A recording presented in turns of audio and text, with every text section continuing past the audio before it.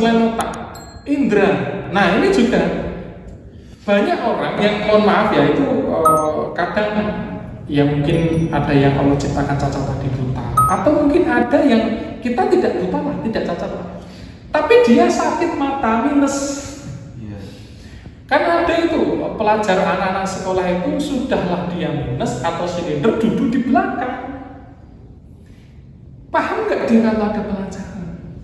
Dia nggak paham, mesti itu bisa di-cross-check, bisa tanya kepada guru-guru di sekolah. Kalau ada anak yang kemudian punya keluhan sakit mata, minus dan sebagainya, dan duduknya di belakang, itu yakin itu secara pelajaran dia akan terganggu. Kenapa? Karena tadi indera itu ada bagian fungsi untuk kemudian menyerap informasi, menangkap informasi. Nah kalau itu kemudian terganggu, terhambat, artinya proses berpikir kita terhambat. Ini dari sisi mata, indera. Biasanya yang sering kita gunakan itu adalah mata dan telinga. Apalagi telinga, kalau terganggu, bahasanya itu budek gitu, tuli, piye. Bahkan orang yang bicara, bisu, itu berawal dari tuli. Artinya, karena tuli, dia tidak mampu mendengar informasi kosakata apa, dia tidak mampu, dan akhirnya otaknya itu tidak terisi dengan informasi-informasi, akhirnya dia mau mengucapkan pun sulit. Jadi dampak dari bisu itu salah satunya adalah faktor tuli, walaupun tidak semuanya bisu atau tunawicara itu dari tuli memang. Itu berikan dampak. Artinya indera ini juga penting, harus kita jaga. Mata dan indera-indera yang lain. Termasuk di sini yang kemudian penting lagi adalah informasi sebelumnya. Ini terjadi problem juga di dalam dunia pendidikan. Masalahnya itu begini. Kita itu sekolah di sekolah yang sama, di ruangan yang sama, diajar oleh guru yang sama, bayarnya sama, mejanya sama, bukunya sama, pelajarannya sama. Tapi kenapa hasilnya berbeda? Padahal semua punya otak, murid itu, semua punya indera. Oke, tapi kenapa? Karena tadi informasi sebelumnya itu yang tersimpan masing-masing anak berbeda. Maka ketika ujian itu kenapa nilainya bisa berbeda? Karena informasi sebelumnya yang tersimpan di dalam otak itu berbeda. Maka dalam hal ini kenapa hasilnya bisa beda? Padahal tadi sekolahnya sama, mejanya sama, gurunya sama, bayarnya sama, tapi bisa berbeda karena menyimpan informasi sebelumnya ini berbeda-beda. Kok bisa begitu? Ya tadi faktornya banyak. Mungkin dia banyak maksiat. Ini bisa dicek gitu. Ada anak yang sering nonton video porno, itu mesti dia akan terganggu dari sisi pelajaran dan apa. Bisa dicek. Ya kebetulan kita juga di dunia pendidikan ya, di sekolah. Kita sudah menemui beberapa anak yang seperti itu. Dia kesulitan belajar dan sebagainya, setelah kemudian kita ajak ngobrol dan sebagainya, ya kesimpulannya ternyata dia ngaku nonton video porno. Terganggu sekali. Sudah beberapa anak yang kemudian kita temui seperti itu. Artinya faktornya itu banyak. Nah di sini tapi informasi sebelumnya ini yang kurang tersimpan, yang kurang di dalam dirinya. Maka nanti perlu dijaga itu otaknya. Kemudian bisa jadi dia kurang belajar, kurang membaca, kurang kemudian mencari informasi sebelumnya, maka hasilnya berbeda. Karena bisa dilihat itu setiap anak itu ada yang hanya mengandalkan materi dari guru, ada juga yang kemudian berusaha mencari, entah kemudian baca buku atau searching. Tentunya di situ akan ada informasi sebelumnya yang berbeda. Nah ini potensi.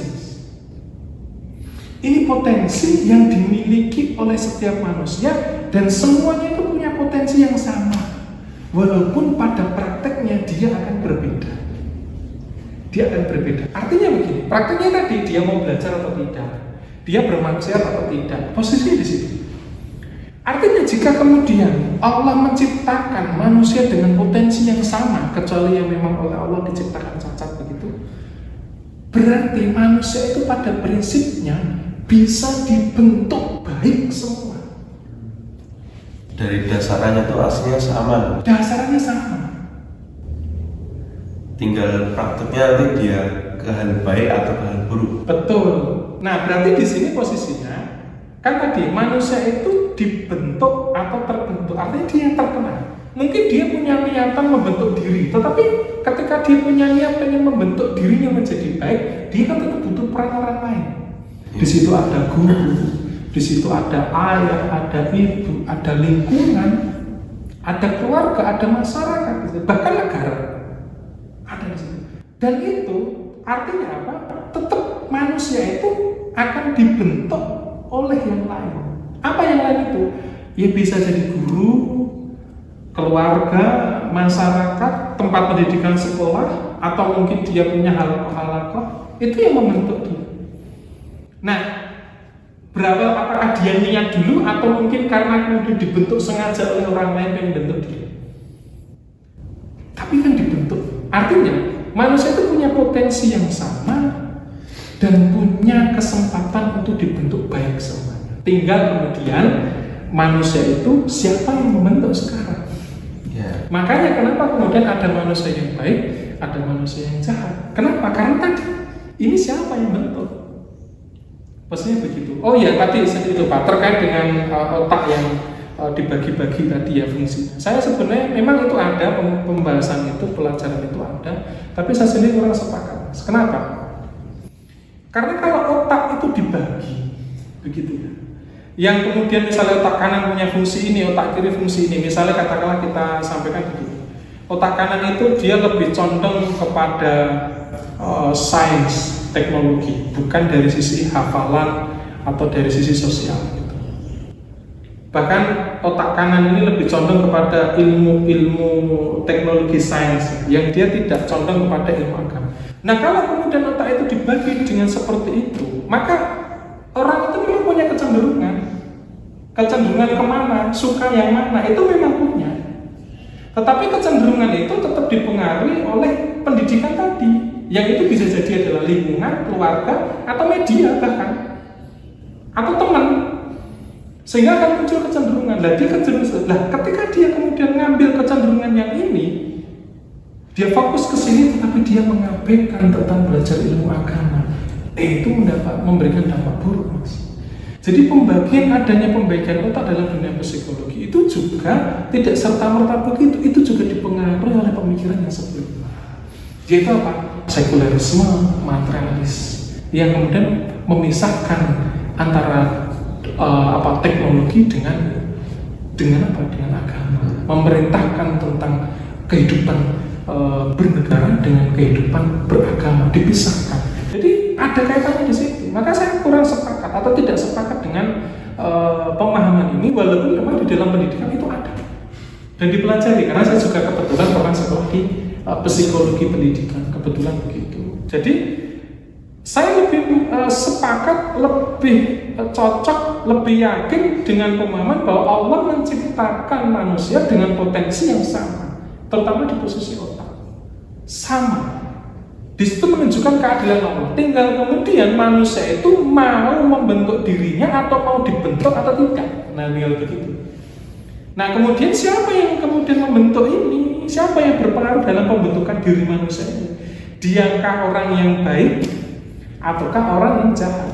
Pemahaman yang baik atau pemahaman jahat? Ideologi yang baik atau ideologi yang jahat yang akan membentuk manusia? Maka bisa berbeda. Ada manusia yang baik, ada manusia yang jahat. Tapi pada prinsip itu sesungguhnya manusia itu bisa dibentuk baik semuanya. Nah, begitu. Ya.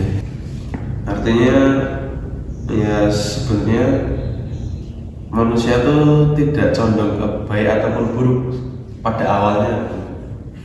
Tapi setelah dia hidup di suatu tempat, terus apa yang sering dia temui sehari-hari, bersinggungan dengan siapa, itu nanti yang akhirnya membentuk dia jadi baik atau buruk. Ya, betul. Jadi karena itulah pentingnya adanya pendidikan. Karena memang tadi manusia lahir kan ya kosong, berarti kan begitu. Dia lahir dengan memang sudah Allah berikan potensi itu, tapi kan potensi itu, organ-organ tadi itu kan belum bisa berfungsi secara normal langsung. Misalnya bayi baru lahir, ya dia punya otak. Dia juga punya panca indera, iya betul. Tetapi apakah kemudian otak dan inderanya sudah bisa berfungsi secara normal, secara langsung? Ya belum juga. Artinya di sini manusia itu tadi terkenal atau dibentuk baik oleh mungkin keluarga, kemudian guru, masyarakat, lingkungan, teman dan sebagainya, terpengaruh. Maka di posisi inilah pentingnya sebuah pendidikan itu. Yang di mana pendidikan inilah kalau kita sebut pentingnya pendidikan Islam, agar kemudian semua manusia ini mendapatkan pendidikan itu. Tapi pendidikannya tidak kita batasi hanya di dalam ruang kelas ya. Bisa dengan cara ya mungkin podcast semacam seperti ini itu juga bisa, walaupun mungkin terbatas ya, informasinya terbatas. Bisa dengan kemudian ada halaqah atau mungkin ada seminar-seminar atau ada kursus-kursus majelis taklim itu dalam rangka pendidikan juga. Tetapi ketika kemudian pendidikan itu yang diajarkan bukan hakikat kehidupan manusia yang sesungguhnya, tetapi malah kemudian mengajarkan hakikat yang lain, misalnya sekuler materialis itu, maka juga akan tercipta manusia yang buruk. Kita ambil contoh begini. Ambil contoh kasus yang lagi ramai sekarang, ramai yang namanya korupsi gitu. Korupsi di Pertamina, korupsi di Timah, yang baru-baru PT Antam. PT Antam juga. Pertanyaannya simpel aja. Mereka itu orang berpendidikan bukan? Yang korupsi itu berpendidikan, sarjana itu. Jarang kalau dia cuma SMA bisa menjadi pejabat itu, hampir-hampir jarang begitu. Walaupun mungkin ada, tapi rata-rata pendidikan. Pertanyaannya, ya dia itu sudah pernah berpendidikan, tapi kenapa begitu? Itu pertanyaannya 1-2 orang atau banyak? Banyak. Nah, kalau hanya 1-2 orang, katakanlah itu oknum. Tapi kalau banyak, ini bukan lagi oknum, tapi ini sistem yang membentuk mereka. Sistem yang membentuk mereka. Berarti di mana itu? Di dunia pendidikan juga. Maka pentingnya kemudian di dalam pendidikan ini menanamkan tentang hakikat kehidupan manusia. Dia dipahamkan tentang Islam, dipahamkan tentang jati dirinya bahwa dia seorang hamba, bahwa hamba itu harus kemudian tunduk dan patuh kepada yang menciptakan. Berarti di situ manusia harus taat kepada syarat Islam. Masa kita nggak percaya kalau syarat yang dibuat oleh Allah itu bisa membuat baik manusia? Tentunya bagi orang yang beriman akan yakin kalau kita itu mengikuti syaratnya Allah, dari hasil hakikat hidup kita bahwa kita itu adalah makhluknya Allah, hambanya Allah, dan kita diminta oleh Allah untuk taat kepada syaratnya. Bagi orang yang beriman yakin kalau kita pakai syarat Islam itu akan menjadi manusia yang baik. Bahkan di sini ketika pendidikan itu berhasil, pendidikan Islam itu berhasil dijalankan, maka akan terbentuk yang disebut oleh Allah kuntum khairul umat yang terbaik. Karena tadi manusia yang sudah memiliki potensi yang sangat jelas, yang sangat baik ini, potensi tadi, kemudian dia dibimbing, dididik dengan Islam, dengan hakikat, dipahamkan hakikat kehidupan itu, maka pendidikan, output dari pendidikan ini akan menciptakan tadi budaya atau menciptakan karya yang baik, karena manusia sudah baik, akan menciptakan budaya yang baik, menciptakan karya yang baik. Kenapa? Manusia sudah baik. Tapi mohon maaf, jika ternyata potensi yang dimiliki manusia ini kemudian ditanamkan pendidikan yang tidak baik, mengarah kepada sekulerisme dan materialisme, maka ya mohon maaf, akan tercipta manusia-manusia yang akan menciptakan hal-hal yang buruk, budaya buruk. Maka ini kan berarti krusialnya pendidikan itu, daruratnya pendidikan di situ. Dan banyak sebenarnya yang perlu kita perlu kita cari. Mungkin banyak yang akan bertanya juga begini, mana sih hasil dari pendidikan Islam gitu? Contohnya siapa begitu ya? Mungkin ini ada yang bertanya begitu. Loh, kita bisa coba kita flashback ke sejarah lama terkait dengan masa-masa keemasan Islam. Kalau sekarang apakah Islam itu sudah diterapkan dengan baik, pendidikan Islam diterapkan dengan baik? Ya memang ada lembaga-lembaga pendidikan Islam, tetapi belum kemudian sempurna kalau menurut saya. Belum sempurna. Tetapi kita bisa kemudian, kalau pertanyaannya contohnya mana gitu, kita bisa flashback ke belakang ketika Islam itu benar-benar diterapkan secara sempurna dan pendidikan itu benar-benar diterapkan, pendidikan Islam itu benar-benar diterapkan dengan baik. Itu ada, yaitu di era keemasan Islam, yaitu di era kekhilafahan Islam. Nah, mungkin bisa kita bahas di next video. Ya, bisa. Ini menarik gitu ya, sangat baik. Dan mungkin nanti kalau kita bahas akan sangat banyak. Baik. Mungkin belum penutupan, ada sedikit closing statement dari Ustaz. Oh ya, jadi terkait dengan kita ya sebagai manusia, bahwa kita itu sejatinya jati dirinya adalah seorang hamba. Ya kita juga harus menyadari itu. Kalau yang namanya hamba itu harus taat kepada yang menciptakan kita. Sebagaimana kemudian, walaupun saya tidak mengatakan umat Islam itu budak ya, tapi saya hanya menganalogikan saja. Tapi saya tidak menyamakan umat Islam ini budak. Saya hanya menganalogikan begini. Kalau kemudian ada majikan, ya ada majikan, ada budak. Kalau budaknya itu tidak taat kepada majikannya, lalu apa yang akan dilakukan oleh majikan? Tentunya akan memukul budak itu. Tentunya akan memukul. Sebagaimana kita, ini hanya analogi saja, bukan berarti saya mengatakan kalau umat Islam itu budak, tidak begitu. Tapi kita analogi tadi seperti itu. Jadi kalau kita itu adalah seorang hamba dan kita punya Sang Pencipta, dan Sang Pencipta itu sudah memerintahkan kita untuk taat syariatnya, maka di posisi ini ketika kemudian kita tidak mentaati perintahnya Allah, bahkan malah mengambil hal-hal di luar itu, atau mengambil di luar dari yang sudah Allah perintahkan, misalnya tentang hukum-hukumnya manusia, ya hukum-hukum buatan manusia, sekulerisme, materialisme yang dari barat itu kita ambil, malah itu kan hasil karya manusia, hasil buah pikirnya manusia sendiri, bukan dari wahyu.